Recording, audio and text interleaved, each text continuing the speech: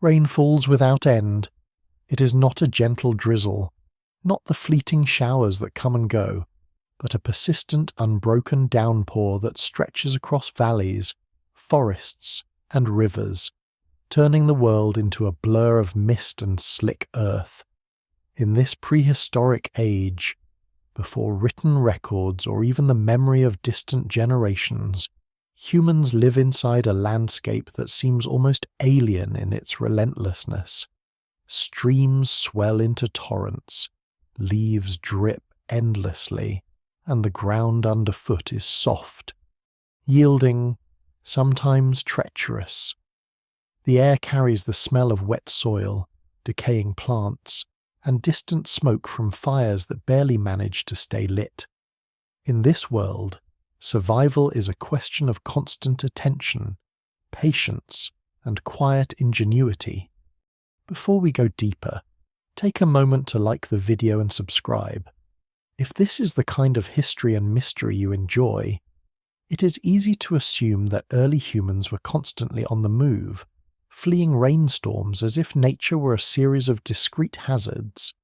Yet what survives in the archaeological record suggests a different story they endured. They adapted. They built lives that were, in many ways, inseparable from the endless wet. Shelter is the first and most obvious response. Huts, lean-tos, and partially subterranean dwellings appear not randomly, but in places carefully chosen to avoid flooding, to catch faint winds for drying, to maximize any patch of drier earth. Some evidence hints at raised platforms, early wooden scaffolds, or stone foundations, allowing families and small bands to remain above the worst of the water.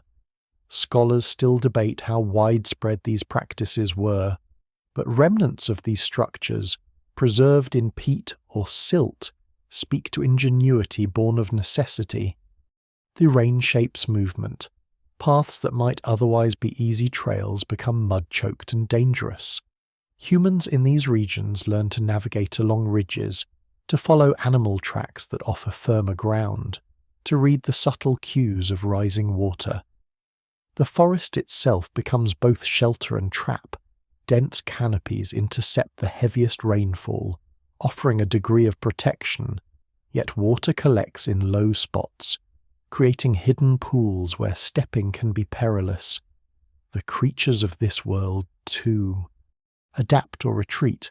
Amphibians proliferate, insects swarm, and larger animals move unpredictably, forcing humans to develop patience, stealth, and new hunting strategies. Food becomes a constant negotiation with water. Fishing shifts from opportunistic lines along dry riverbanks to deliberate strategies in shallow pools, where small weirs or traps might guide fish into confined spaces. Fruits, roots, and tubers, what survives in the record, are often gathered from slightly elevated areas, or in patches where drainage is better, hinting at the earliest forms of selective foraging. Humans do not merely react, they experiment, finding patterns in rainfall, predicting when floods will recede and what areas will become productive once more. There is an intelligence in this rhythm, a dialogue with a world that otherwise appears uncontrollable. Perhaps the most remarkable adaptation is cultural. We catch glimpses of communal efforts, fire built carefully with damp wood, children and elders sheltered together, work distributed in ways that balance risk and necessity. No single explanation fully accounts for the resilience these traces imply, yet through careful placement of shelters, coordinated foraging, and inventive use of the forest and waterways, prehistoric humans turn the relentless rain from a crushing adversary into a defining element of daily life. This is a world where water dictates pace, space, and survival, but does not entirely dominate human agency. And as we peer into these early settlements, the mist and drizzle seem less like an obstacle and more like a partner, shaping strategy, habit, and, ultimately, the story of persistence itself. Rivers no longer follow gentle courses. They swell into wild arteries, cutting through forests, carving new channels, swallowing familiar landmarks. What was once dry land can vanish overnight under rushing water, leaving only treetops and stumps as evidence of what once existed.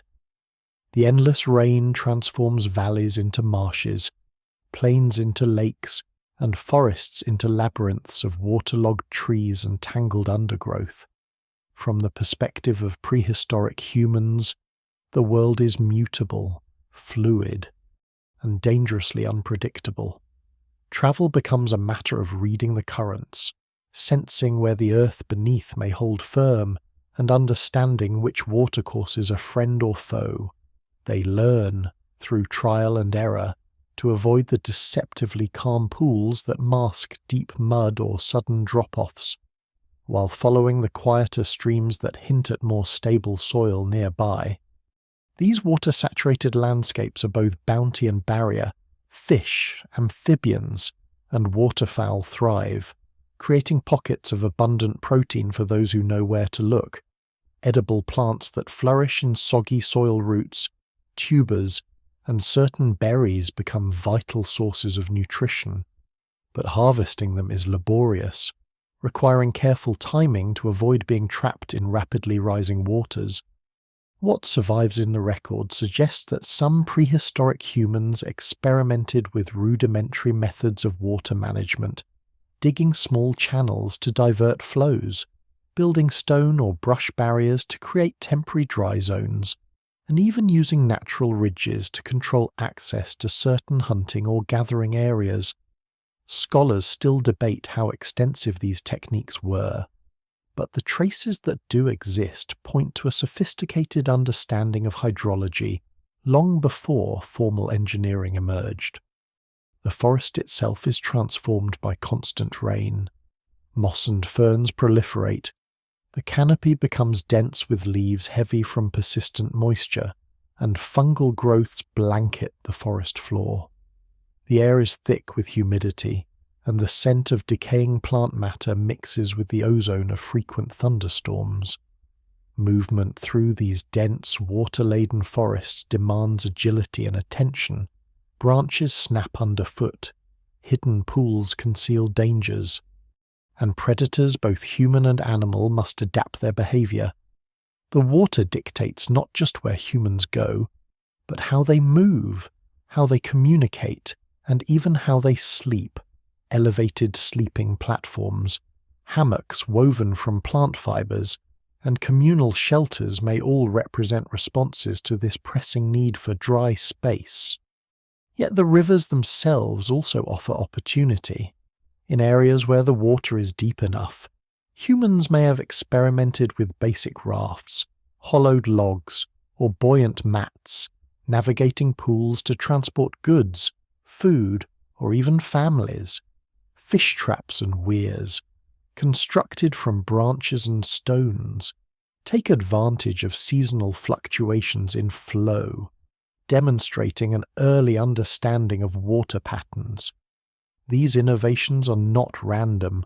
They reveal an acute observation of nature's rhythms, a willingness to engage with an unpredictable environment rather than simply flee it. In this, the prehistoric people of endless rain show an intelligence that is subtle, measured, and adaptive, a partnership with the very water that threatens them. Above all, the sheer relentlessness of the rain shapes human imagination. The constant sound of water, the ever-present damp, the shifting waterways all influence culture, social structures, and cognition in ways that leave subtle traces. Some of these may appear in art or symbolic objects, in patterns etched on bone or stone, reflecting not only survival but reflection, memory, and perhaps even early forms of storytelling about a world dominated by water. The environment does not merely impose limitations, it creates frameworks for thought, action, and innovation, laying the foundations for a resilience that will echo through later human history. Human settlements cling to patches of relatively stable land, small rises above the marshes or the edges of persistent swamps, where water does not seep through every floorboard, and the ground beneath remains firm enough to support dwellings. These early encampments are modest by later standards, huts of woven reeds, wooden poles, and thatch, sometimes partially dug into the soil for insulation against both cold and damp, but their placement is anything but accidental. Choosing the right site requires knowledge accumulated over generations, which ridges drain quickly, which groves resist flooding, and which depressions become treacherous quagmires after a week of rain. Scholars still debate how much of this knowledge was passed down orally, through imitation, or by trial and error, but the survival of these communities depends on it. Inside these settlements, daily life is structured around water. Communal fires are sheltered under makeshift roofs or rock overhangs, smoke winding upward in misty air that makes fire management an endless challenge. Tools and possessions are often raised above the ground on simple platforms or hung from branches, minimizing damage from creeping moisture. The arrangement of huts, storage areas, and workspaces suggests careful planning a central hearth, pathways that avoid the deepest mud, and shared spaces for food preparation and social interaction. Even children and the elderly are positioned strategically, both for protection and to contribute to daily survival tasks, indicating social organization that responds directly to environmental pressures. Beyond the physical structures, humans create temporary works to mitigate the flooding. Shallow drainage channels, compacted earth paths, and stone barriers appear in some archaeological layers, indicating an early understanding of water management. These are not large-scale constructions, but subtle interventions and attempt to control microenvironments within the settlement itself. Firewood is stored above ground and covered with leaves or bark. Food is dried and protected from mold, and tools are repaired with speed before they succumb to moisture. The effort is continuous. A day without attention can result in spoiled food, collapsed shelters, or the spread of disease. Survival becomes an unending negotiation with the environment, where vigilance is as crucial as skill. Social cohesion is tested and strengthened by these conditions. Tasks such as maintaining shelters, collecting firewood, or fishing in swollen streams require cooperation, and conflict within the group could be deadly if it compromises these efforts. Evidence from burial sites and artifact distributions hints at roles that may have emerged specifically in response to the wet environment designated foragers, scouts who monitor water levels, and perhaps individuals tasked with overseeing the maintenance of communal structures. The persistent rain imposes both limits and possibilities, shaping the very fabric of prehistoric social life in ways subtle yet profound. The settlements also reveal adaptability over time. Where water levels rise, communities relocate slightly, leaving behind traces that can persist for millennia in layers of silt, peat, and stone. These abandoned areas sometimes show evidence of hurried departure, while others suggest careful preparation, with possessions moved to new sites. The pattern is one of fluidity within stability.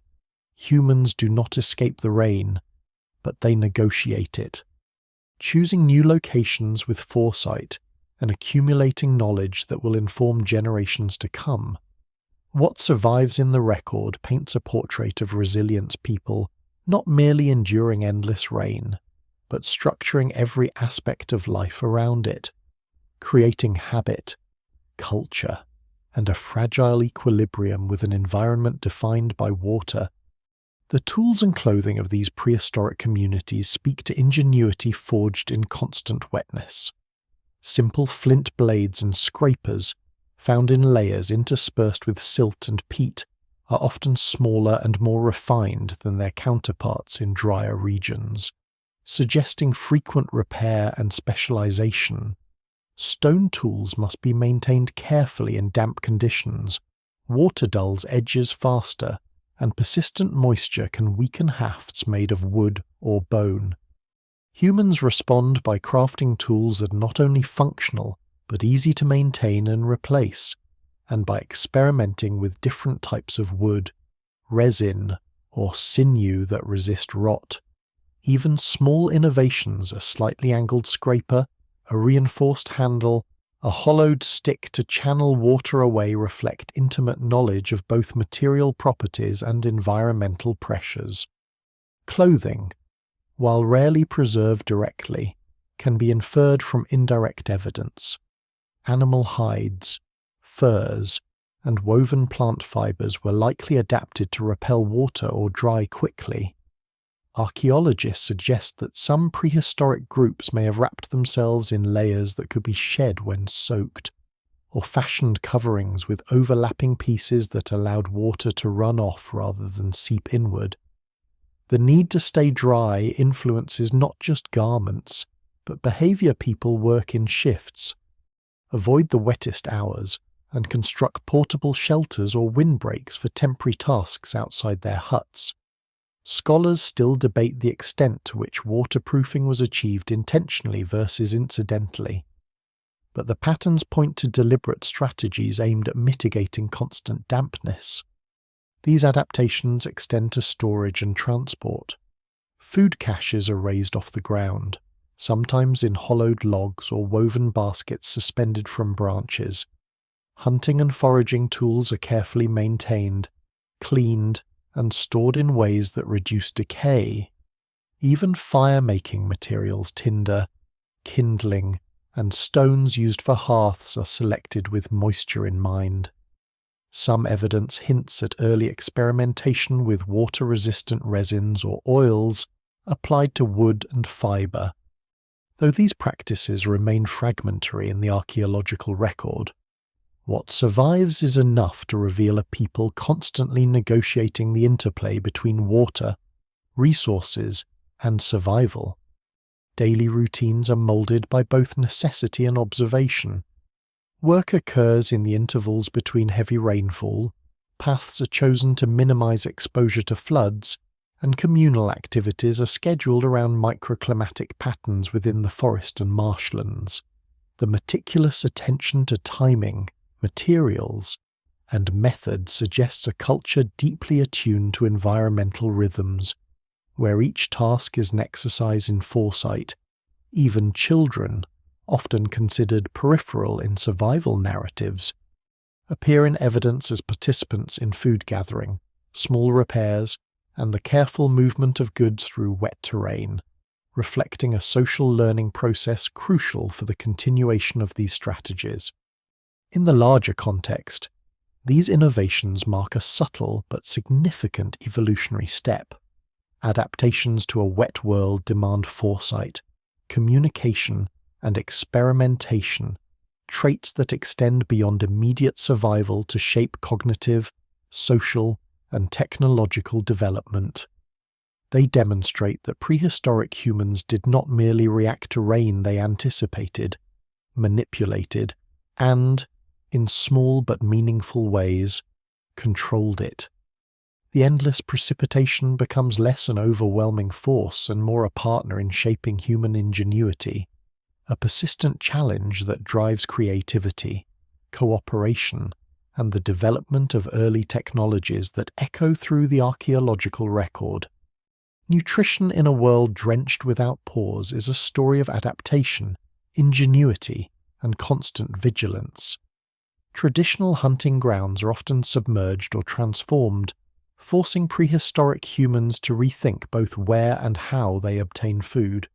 Fish and other aquatic life become more central to diets, but not all waters are safe or predictable. Swift currents, hidden pools, and swollen rivers present hazards that must be navigated with care, requiring the development of specialized techniques such as shallow traps, nets woven from plant fibers, and primitive weirs that guide fish into confined areas. Archaeological traces suggest that these methods were surprisingly widespread, reflecting both acute observation of aquatic behavior and an understanding of the seasonal rhythms of water flow. Land-based foraging is equally strategic. Roots and tubers, which thrive in saturated soils, become reliable staples, yet extracting them demands timing and skill to avoid both injury and wasted effort. Edible plants that survive in soggy conditions are often seasonal, compelling groups to monitor plant cycles and the subtle changes in water levels that affect growth. Fruits, seeds, and nuts may be gathered from slightly elevated terrain or from trees and shrubs that resist flooding, demonstrating careful selection of microhabitats within an otherwise hostile landscape. What survives in the archaeological record, from carbonized seeds to impressions in wet sediment, hints at this nuanced approach. Humans are not passive consumers but careful manipulators of a water-dominated environment. Hunting large game, while still practiced, is complicated by inundated plains and unpredictable wetlands. Trails used by deer, boar, or smaller mammals are submerged or redirected, forcing humans to track animals through altered landscapes and to anticipate movements in a three-dimensional space of water, mud, and vegetation. Cooperative strategies emerge as a necessity. Groups drive animals toward shallow channels, ambush them at natural bottlenecks, or construct temporary enclosures to control movement. The constant rain transforms hunting from a simple chase into a carefully orchestrated interaction with the landscape, one that requires not only skill but knowledge passed down and refined across generations. The persistence of water also shapes food preservation. Drying meat is difficult when humidity never drops. Smokehouses must be protected from both rain and shifting winds, and storage pits or baskets are often elevated or covered. Evidence suggests early experimentation with fermentation, curing, or partial cooking to extend the shelf life of perishable resources, hinting at culinary ingenuity born from necessity. Food scarcity is not always severe, but the margin between abundance and deprivation is narrow, making timing, method, and careful management critical for survival. Nutritional stress may also influence population movements, settlement patterns, and social structures, adding layers of complexity to daily life. Perhaps most intriguingly, these dietary adaptations reveal the earliest forms of environmental intelligence. Humans are reading subtle cues in water, soil, and vegetation, making predictions and adjusting behavior in ways that demonstrate both foresight and flexibility. They do not merely endure the endless rain, they learn its rhythms, exploit its opportunities, and mitigate its dangers.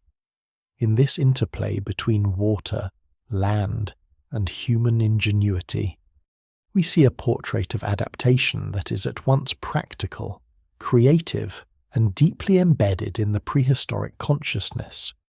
The diet is not just sustenance, it is a testament to resilience in a world shaped by water, a record of survival strategies that ripple through the archaeological remains long after the rains have ceased. The unceasing rain leaves an imprint not only on the land but on the social fabric of prehistoric communities. Survival under such conditions demands cooperation at every level, from maintaining shelters and fires to coordinating foraging, fishing, and hunting in the constantly shifting terrain. Tasks are distributed with remarkable attention to risk and skill. Some individuals monitor water levels, others maintain tools and shelters, while hunters and fishers time their excursions with the natural ebb and flow of streams and flooded plains.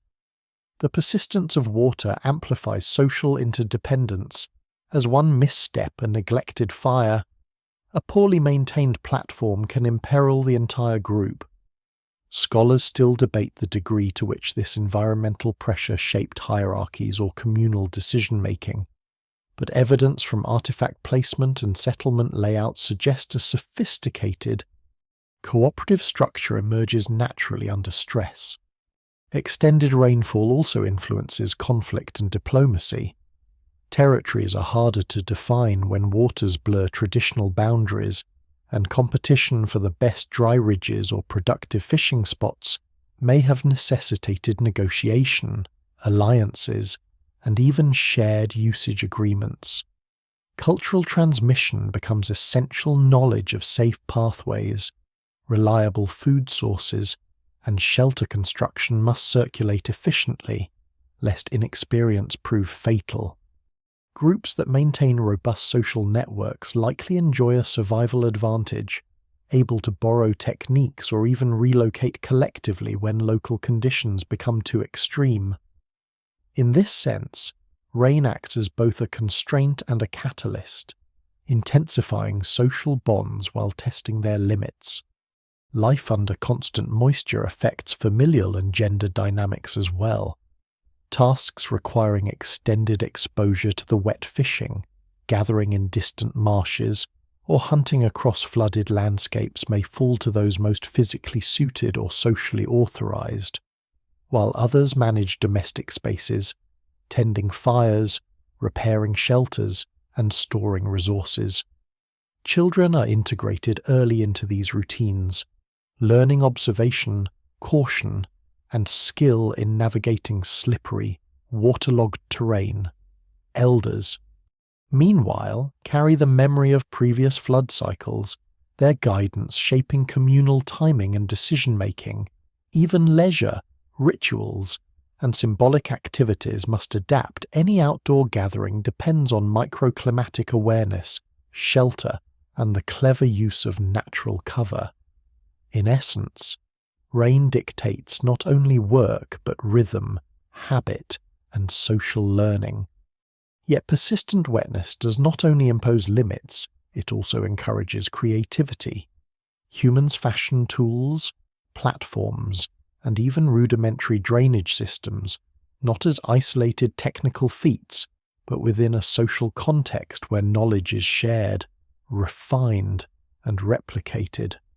Groups that develop and transmit adaptive strategies effectively are more likely to survive, leaving traces in both material culture and settlement patterns. Scholars point to clusters of raised platforms, communal hearths, and carefully arranged storage areas as evidence that these innovations emerge from collaboration as much as necessity. In many ways, the constant rain fosters a form of social intelligence, an early synergy between environmental understanding and human cooperation.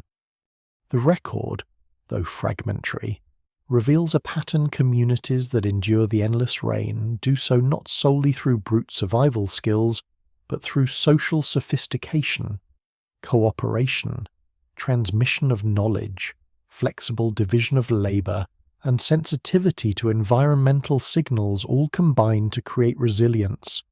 The rain, relentless and omnipresent, shapes more than movement, food, and shelter. It molds the very framework of prehistoric human society. These early networks of adaptation, built under pressure and dampened by persistent water, lay the foundation for enduring cultural practices, a testament to the subtle interplay between environment and human ingenuity that will echo through millennia. Not every region succumbs gracefully to human habitation under the endless rain. Some areas, once promising for shelter or foraging, are gradually abandoned, their stories buried beneath layers of silt and detritus. Archaeologists encounter these ghost landscapes in the form of partially preserved hearths, scattered tools, and depressions where dwellings once stood, sites that suggest hurried or strategic departure rather than gradual decay. Rising waters, shifting soils, and relentless dampness render certain valleys and lowlands uninhabitable, and humans are forced to relocate to higher ground or more stable terrain. the evidence remains incomplete, but the pattern points to a selective persistence. Only those locations where ingenuity and luck converge continue to sustain life. Environmental stress does not strike evenly. Some low-lying areas are prone to sudden inundation, where even small shifts in rainfall can turn familiar trails into treacherous quagmires. These are regions where survival strategies falter. Fires cannot stay lit. Shelters flood. Food caches rot, and humans either adapt quickly or abandon them entirely. The traces left behind, sometimes buried in mud or peat, reveal subtle signs of deliberate dismantling or clearing, hinting that prehistoric people understood the importance of carrying knowledge and possessions forward rather than leaving everything to decay. Yet, even in abandonment, the imprints of human occupation linger. Stone tools, charcoal fragments, and shallow depressions in the soil testify to resilience tested by relentless water. Migration is often temporary or cyclical. Groups may return after floods recede, reoccupying areas once thought unlivable, or they may shift permanently to more promising sites. This pattern reflects a nuanced environmental intelligence. Humans are not simply fleeing water, but negotiating with it, tracking seasonal changes, and remembering prior conditions. Paleo-environmental evidence, from sediment layers to pollen deposits, confirms that some regions undergo dramatic shifts, oscillating between habitable and hostile states, and human responses are equally dynamic. Settlements rise and fall in correspondence with water levels, revealing a pattern of occupation attuned to subtle ecological rhythms. The reasons for abandonment are not purely environmental. Disease, resource depletion, and intergroup competition likely compound the pressures of flood-prone zones. Stagnant water fosters parasites and waterborne illness, making some regions hazardous beyond their physical challenges. Resources may be exhausted as fish, tubers, or game concentrate in diminishing safe zones, and social friction can escalate when multiple groups compete for the same high ground. What survives in the record suggests that abandonment is rarely the result of a single factor. Rather, it emerges from the intersection of environmental, biological, and social pressures, leaving behind a mosaic of occupied and forsaken landscapes. Yet even in these abandoned regions, the ingenuity of prehistoric humans is evident. Tools left behind may hint at innovations transferred to new sites. Hearths and platforms demonstrate construction techniques, later replicated elsewhere. The pattern of settlement, relocation, and reuse of elevated landforms reveals a population deeply responsive to its environment, capable of reading the subtleties of flooding, soil stability, and ecological abundance. In this way, abandoned sites are not mere failures but repositories of knowledge, silent witnesses to the adaptability and resourcefulness required to survive in a world where water rules with an unyielding hand. Amid the relentless rain, traces of culture and creativity persist in ways that surprise even seasoned archaeologists. While survival dominates daily life, prehistoric humans find moments to express themselves, leaving subtle imprints that hint at ritual, art, or communal identity. Stone carvings, pigment residues on sheltered rock faces, and arranged objects suggest that the wet environment did not stifle human imagination. Instead, it may have shaped the forms it took.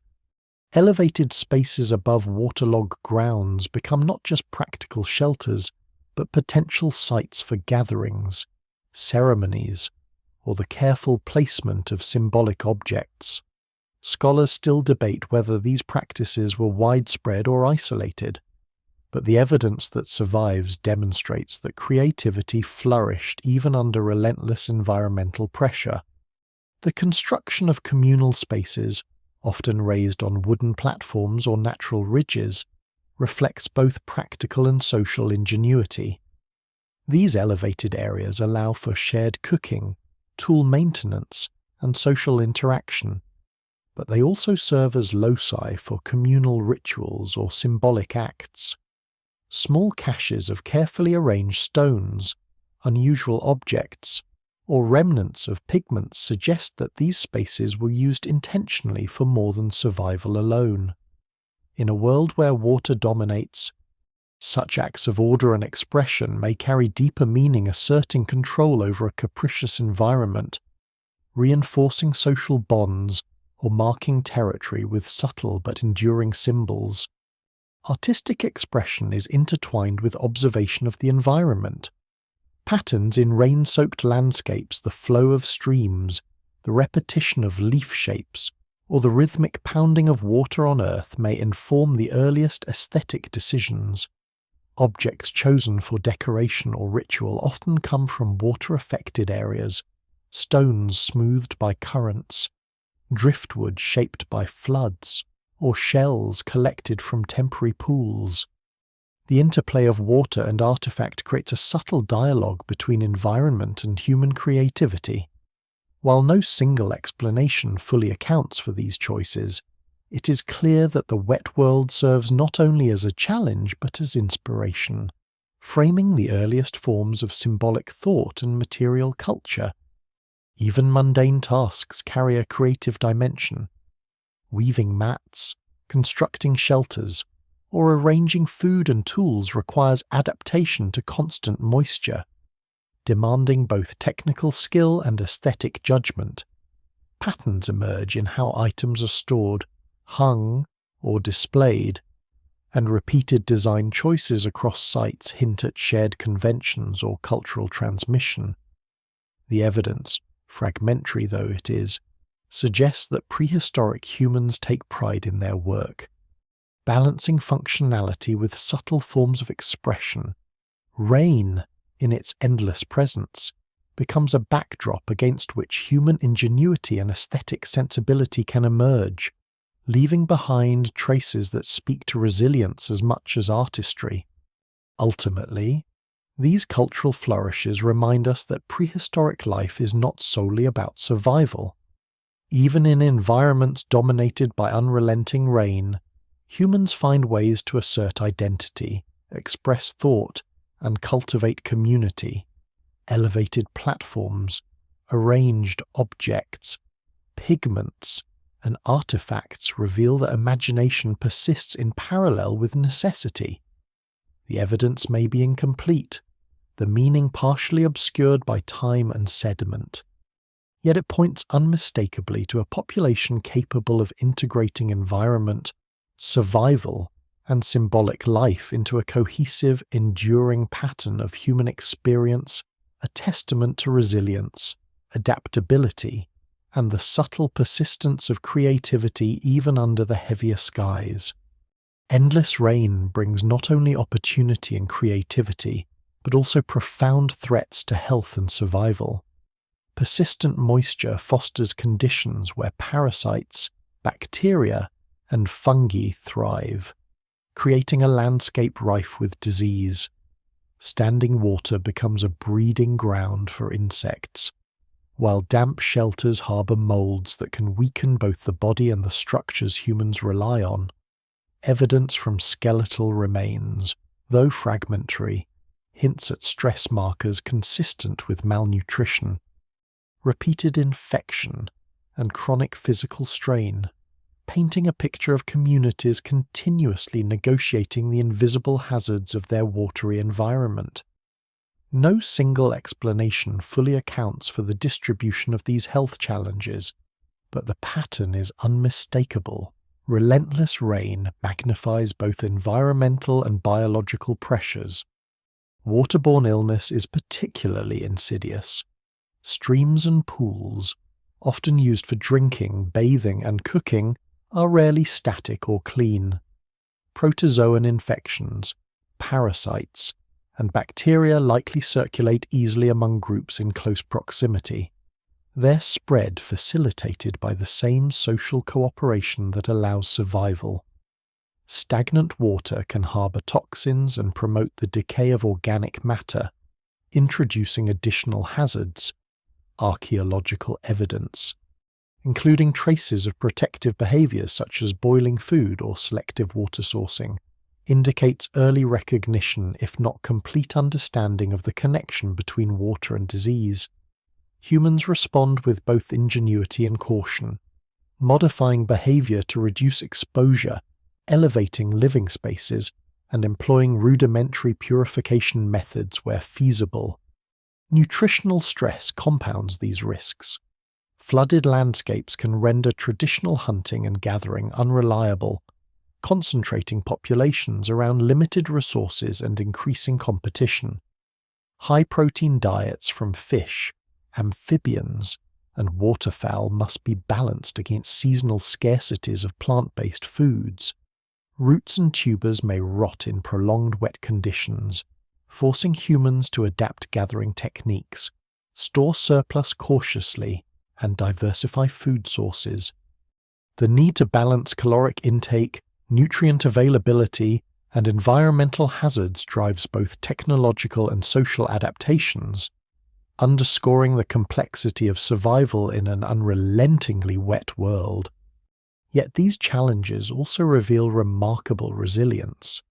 Humans develop strategies to mitigate risk, from elevated sleeping platforms and raised storage caches to careful observation of water patterns and seasonal cycles. Social structures, division of labour, and collective vigilance all serve not only to enhance survival, but also to buffer the community against disease and scarcity. In the interplay of risk and adaptation, the record preserves subtle but powerful lessons about human ingenuity. The same endless rain that threatens life also fosters a system of observation, planning, and communal support that sustains it. In a world dominated by water, survival is not passive, it is a continuous, deliberate engagement with both environment and biology. Beneath the surface of these waterlogged landscapes, the Earth itself preserves secrets that reveal the scale and persistence of prehistoric rainfall. Sediment layers, peat deposits, and pollen embedded in soil act as natural archives, capturing the ebb and flow of ecosystems over centuries. By analysing these deposits, researchers can reconstruct patterns of inundation, forest composition, and even the timing of particularly intense rainy periods. What emerges is a portrait of a world in constant flux, where rivers, marshes, and forests are not static backdrops but dynamic actors shaping human experience and survival strategies. Pollen grains and plant remains, often microscopic, reveal which species thrived under continuous moisture. Fast-growing ferns, wetland grasses, and certain trees dominate, while more drought-tolerant species retreat to higher ground. The presence of charred wood fragments suggests that humans occasionally burned patches of vegetation, perhaps to manage resources or maintain navigable clearings, even as the rain made fire a tenuous tool. Such evidence demonstrates a delicate balance. Humans interacting with, rather than simply reacting to, their environment, experimenting with small interventions that influence both habitat and food availability. Soil composition and sediment layers provide additional insight. Thick, water-saturated deposits indicate repeated flooding, while changes in grain size and mineral content hint at shifting river channels and erosion patterns.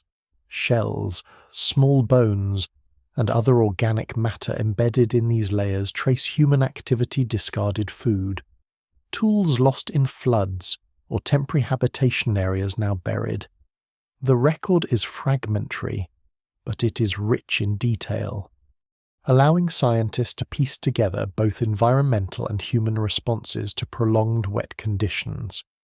Each layer is a silent chronicle of survival, innovation, and adaptation, Archaeological features preserved in these sediments, post holes, platforms, and hearths offer tangible evidence of human ingenuity in a wet world.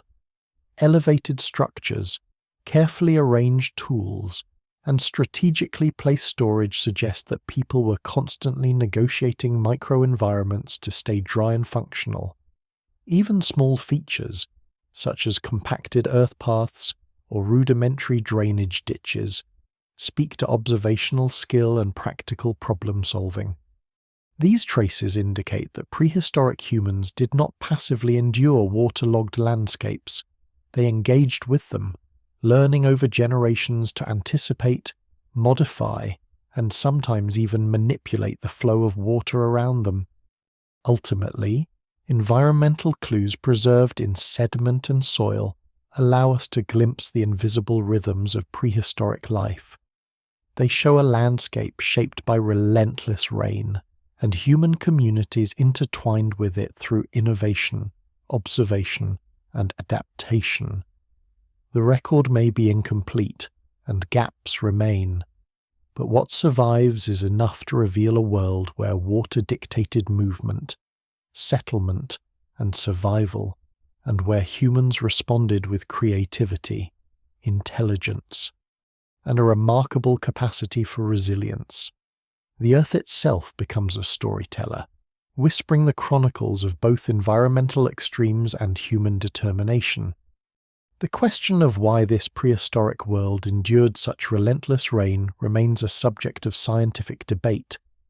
Clues point to a combination of climatic forces, shifts in atmospheric circulation, prolonged glacial meltwater inputs, and regional variations in precipitation patterns. Some researchers suggest that certain areas experience centuries-long wet phases, akin to modern monsoons but magnified in intensity and duration. Others argue that global climatic instability, triggered by ice age cycles or volcanic activity, amplified local rainfall beyond typical patterns. No single explanation fully accounts for the phenomenon, leaving room for multiple overlapping factors that together created a uniquely water-saturated environment. Evidence for these extended wet periods comes from both terrestrial and marine records. Sediment cores, lake deposits, and pollen analysis indicate long-lasting hydrological shifts, while isotope ratios in stalagmites and fossilized shells hint at changes in precipitation and temperature. These proxies reveal that humans inhabiting these landscapes were responding to conditions that were not fleeting or seasonal, but persistent over generations. The challenge of adaptation is therefore not a temporary trial, but a sustained pressure, requiring continuous observation, social learning, and inventive strategies to cope with landscapes that could turn treacherous with little warning. Debates also arise over the role of topography and regional water flow. In low-lying floodplains, glacial melt and riverine expansion may have combined with relentless rainfall to create habitats that were extremely difficult to occupy long-term. Conversely, slightly elevated ridges and terraces offered refuge, demonstrating how microenvironments could drastically alter the feasibility of habitation. Scholars still dispute the extent to which prehistoric humans intentionally selected these safer zones versus adapting opportunistically to available terrain. Yet the repeated occupation of certain elevated sites suggests a nuanced understanding of hydrological patterns, a knowledge likely passed through oral instruction and communal experience. Some fringe theories, now largely discounted, proposed that supernatural or catastrophic events alone caused these extreme wet periods. While compelling in early literature, these interpretations cannot account for the continuous evidence of adaptation, settlement, and ingenuity that spans centuries. The persistence of elevated platforms, drainage attempts, and water-managed pathways points to human response as a primary factor in survival, not mere coincidence or divine intervention. Even as climate shaped opportunity and limitation, humans actively negotiated these pressures, leaving behind a legacy of ingenuity intertwined with environmental challenge. In the end, the contested explanations for prehistoric rain patterns highlight the complexity of interpreting ancient climate. Multiple variables, glacial cycles, atmospheric dynamics, regional geography, and hydrology interacted in ways that are still being unraveled. What is clear is that humans faced persistent, extreme rainfall not as a single event but as an enduring context for life, their response social, technological, and cultural reflects a deep engagement with an environment that was both hostile and generative, shaping survival strategies that would echo far beyond the muddy forests and swollen rivers of their own time. As relentless rainfall reshaped the land, prehistoric humans often found that survival depended on movement, strategic migration, and adaptive relocation became central to enduring life in a water-dominated world. When local food sources dwindled, shelters flooded, or disease spread through stagnant pools, groups would follow subtle cues in the environment, the rising and receding of rivers, the health of nearby vegetation, the presence of fish or game. These movements were rarely haphazard. Trails along ridges, elevated terraces, and natural levees became informal corridors guiding seasonal or emergency relocations. What survives in the archaeological record suggests that humans developed an early spatial intelligence, mapping their surroundings in ways that allowed repeated returns or predictive use of alternative sites. Migration was not always permanent. Some groups practiced cyclical relocation, inhabiting high ground during the wettest months and returning to lower valleys as waters receded.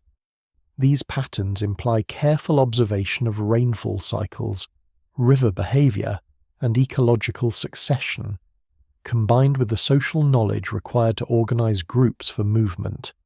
Children and elders had to be considered, possessions managed, and food reserves transported or secured.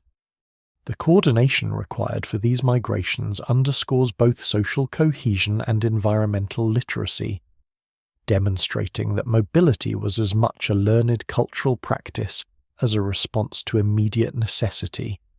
Adaptive movement also fostered intergroup interactions.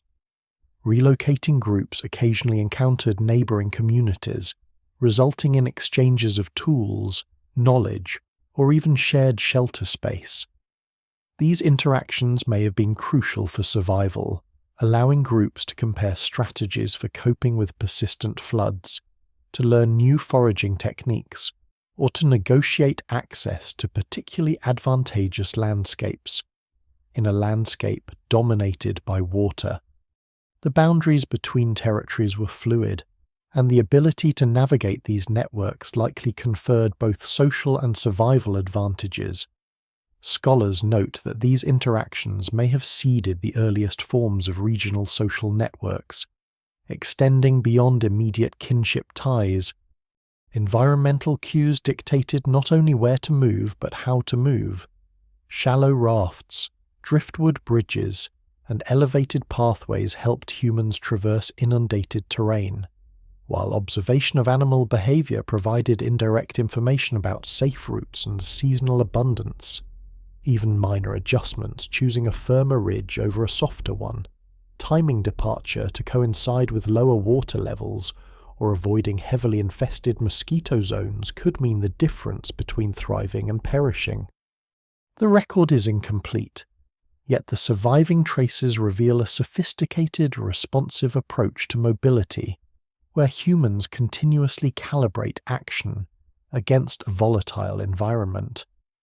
In this interplay of movement and adaptation, migration is both survival tactic and testament to prehistoric ingenuity, a deliberate strategy in the face of relentless rain.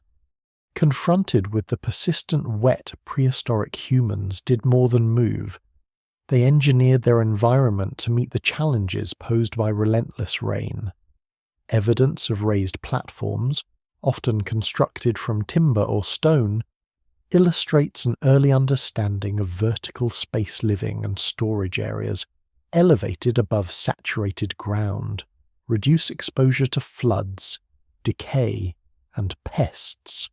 Even rudimentary drainage channels, etched into compacted earth or lined with stones, suggest deliberate manipulation of water flow to protect pathways, hearths, and food caches.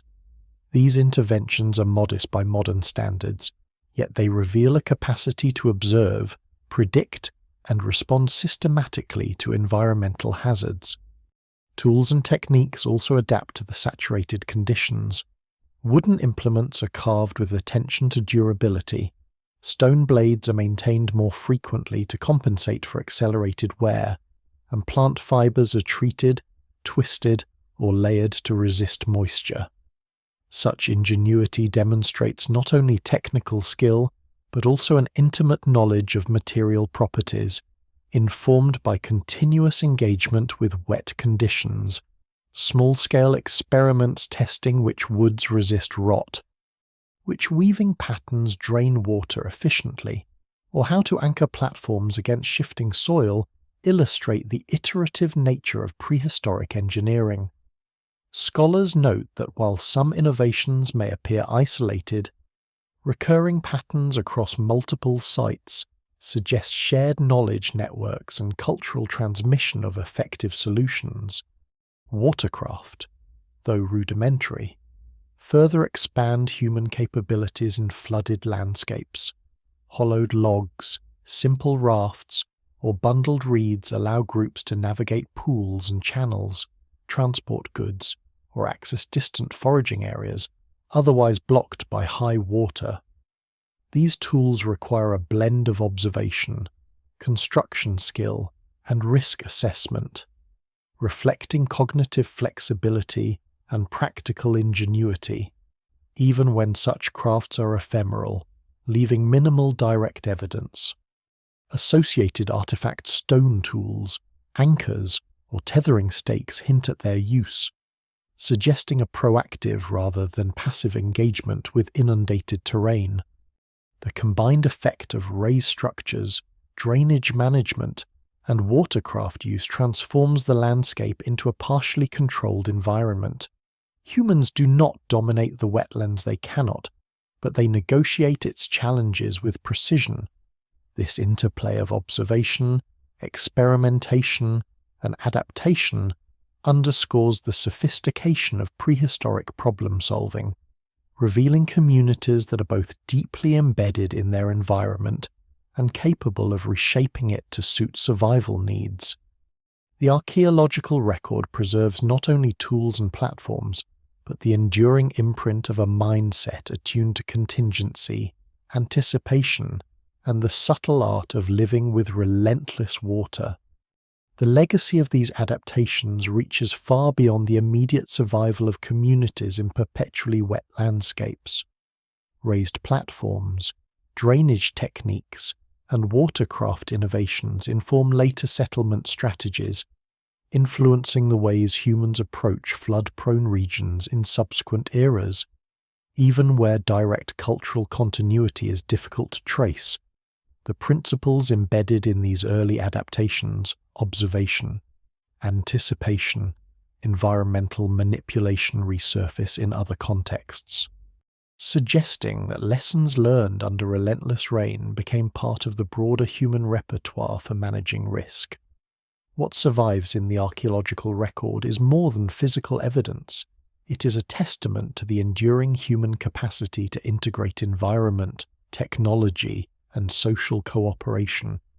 Cultural practices shaped by water also leave subtle traces that echo through time. The elevation of living spaces, for instance, becomes a recurring motif in diverse regions, while seasonal migration and flexible settlement patterns inform later strategies for resilience in variable climates. Even symbolic behaviors, the careful placement of objects, attention to order in communal spaces, hint at an early understanding of space, hierarchy, and shared responsibility. Scholars continue to debate how much of this knowledge was transmitted intentionally and how much emerged independently in response to similar challenges. Yet the cumulative effect demonstrates a remarkable capacity for adaptive innovation under environmental stress. Moreover, these adaptations reveal the interplay between human cognition and environmental pressure. Continuous rainfall imposes a rhythm on daily life, shaping observation, planning, and social coordination. By negotiating this rhythm, humans cultivate skills in problem-solving, risk assessment, and communal organization. These capacities, honed in response to persistent water, likely facilitated other technological and social advances once climates became more varied. The legacy is not only structural or material, but cognitive and cultural, reflecting a deep entanglement between environment and human development. Finally, the story of prehistoric humans in endlessly wet landscapes reminds us of the subtle yet powerful ways environmental pressures shape history. While floods, storms, and saturated soils present immediate challenges, they also catalyze creativity, cooperation, and ingenuity. Communities that endure leave behind more than survival. They leave a blueprint of resilience that informs human interaction with challenging environments across millennia. The lessons encoded in elevated platforms, carefully maintained tools, and strategic migrations underscore a simple yet profound truth. Humans do not merely adapt to their environment, they learn to read, predict, and shape it, even under conditions as relentless as endless rain. Even as generations pass, the imprint of relentless rain lingers in both landscape and memory.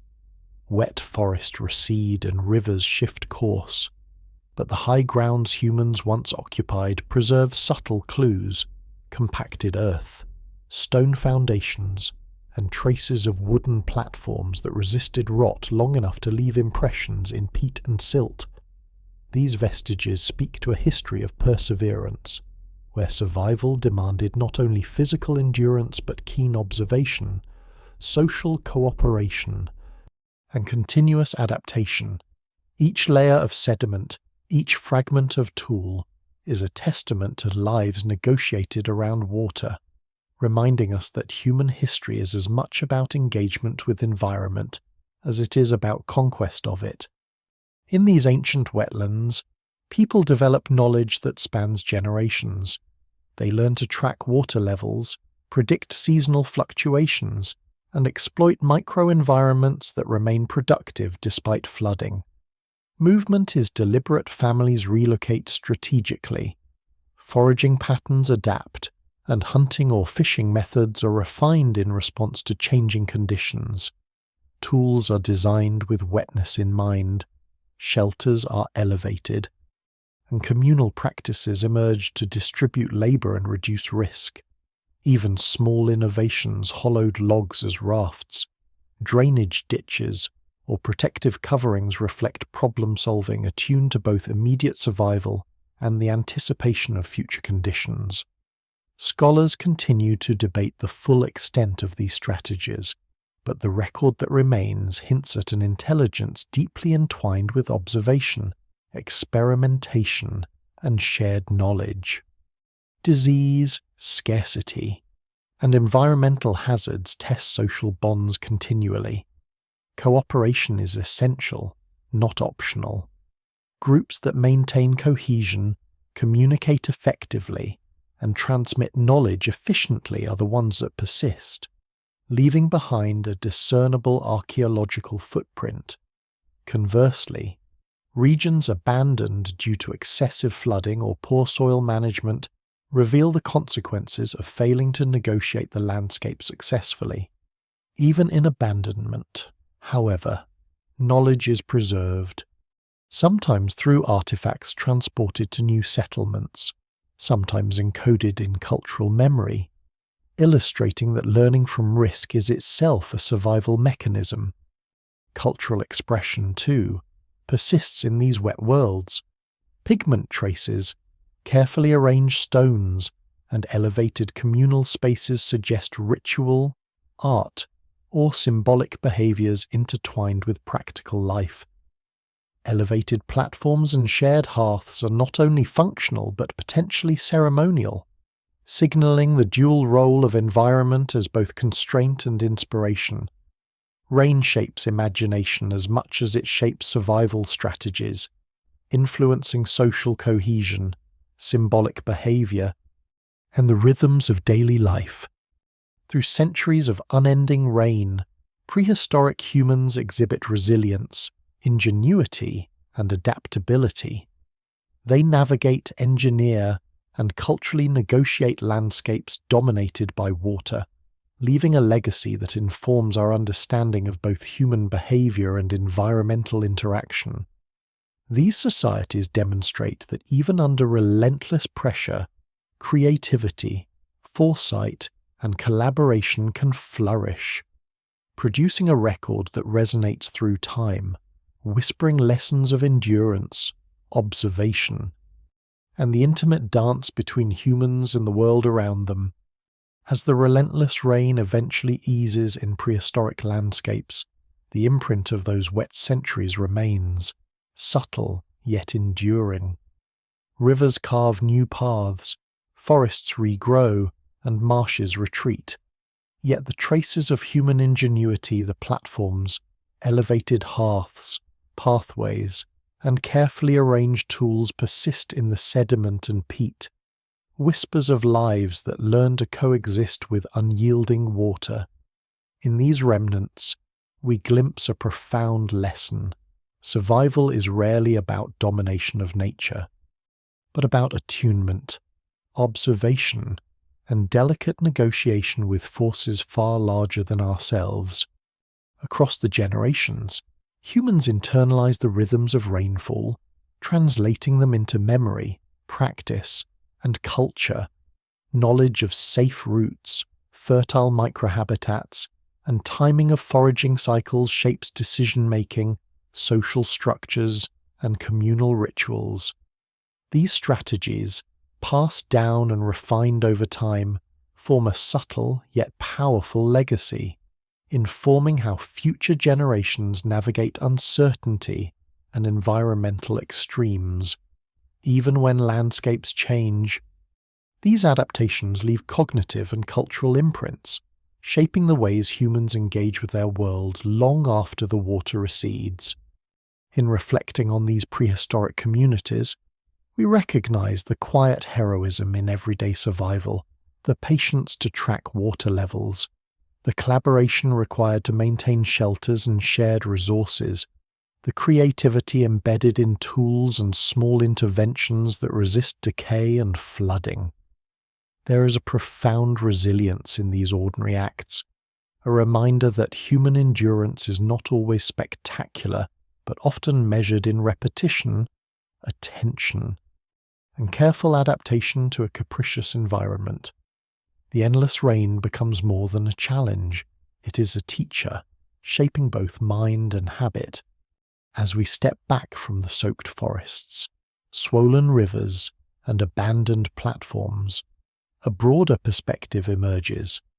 The story of prehistoric humans in these landscapes is a testament to the subtle interplay of environment and human agency, to the continuous negotiation between vulnerability and innovation. It invites reflection on the fragility and adaptability of life, the invisible scaffolding of knowledge that sustains communities, and the ways in which humans leave enduring marks on the world even when the forces of nature seem overwhelming. Finally, we can linger on a simple image, a raised platform on a gentle ridge, surrounded by waterlogged forest, a hearth still faintly warm in imagination, humans tending to daily life with ingenuity and care. Time passes, waters shift, forests reclaim the land, yet the lessons remain resilience, cooperation, and observation etched into both memory and landscape. In this reflection, the story slows, allowing the weight of human perseverance to settle, leaving us with an enduring sense of wonder at how life persists, adapts, and flourishes even under the heaviest of rains,